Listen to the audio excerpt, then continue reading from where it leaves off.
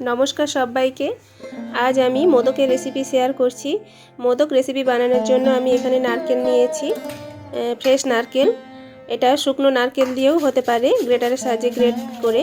আমি নারকেলটাকে গ্রেটারের সাহায্যে গ্রেট করে নিচ্ছি। আর নারকেলের পেছনে যে কালো অংশটা, ওটা আগেই আমি বাদ দিয়ে দিয়েছিলাম, যাতে নারকেলটা সাদা পরিষ্কার থাকে। গ্রেটারের সাহায্যে প্রায় সবগুলো গ্রেট করা হয়ে গেছে। এবার এটাকে গুড় দিয়ে ভাজা করে নেব। এখানে কিছু ড্রাই ফ্রুটস নিয়েছি, কাজু আর বাদামকে কুচি করে নিয়েছি, গুড় নিয়েছি আর নারকেল, এসব মিশিয়ে একসাথে ভাজা করে নেব। দিয়ে দিলাম নারকেল কোড়ানো। নারকেল কোড়ানোটা হালকা নাড়িয়ে নেব। প্যানটা গরম আছে, তলাতে যাতে না লেগে যায়। এইবার একে একে ড্রাই ফ্রুটস আর গুড় দিয়ে মেশাতে থাকবো। গ্যাসের তাপমাত্রাটা লো টু মিডিয়াম থাকবে, গুড়টা যাতে জ্বলে না যায়। আর গুড়টা একটু কম হয়ে গেছিলো, তাই আরও কিছুটা গুড় আমি মিশিয়ে দিলাম। এবার ভাজতে থাকবো। আর তারই মাঝে আমি এলাচের গুঁড়ো দিয়ে দিয়েছি, দিয়ে ভেজে গুড়টা গলে যাওয়া পর্যন্ত অপেক্ষা করব। এইভাবে গুড় গলে গেছে, নারকেলটা ভাজা হয়ে গেছে।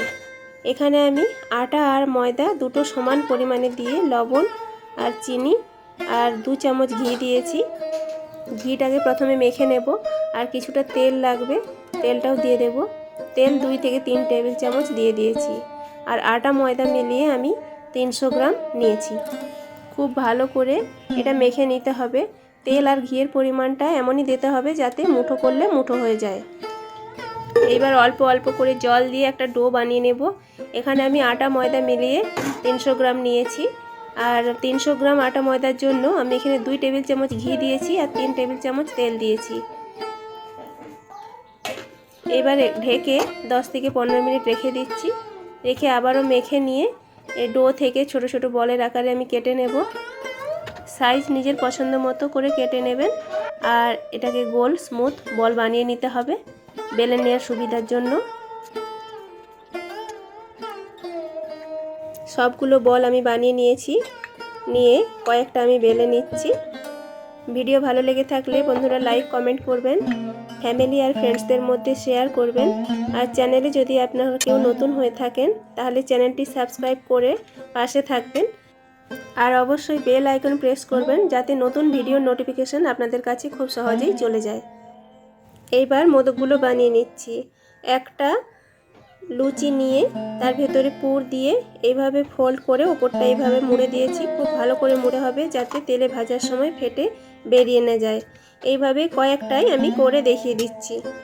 এই মোদক রেসিপিটা আমি প্রথমবারই বানালাম আর প্রথমবারই ভিডিও করে রেখেছিলাম। ভিডিও যদি ভালো হয় তাহলে ছাড়বো এইভাবে। মোটামুটি ভালোই হয়েছে, তাই ভিডিওটা আপনাদের সবার সামনে আমি শেয়ার করলাম।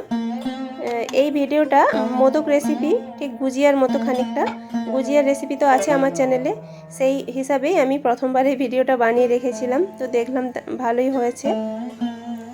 এইবার মোদকগুলোকে আমি ভেজে নেব। তেলটা মিডিয়াম গরম থাকবে তখন দিতে হবে। লো টু মিডিয়াম হিটে এটাকে উল্টে পাল্টে ভেজে নিতে হবে।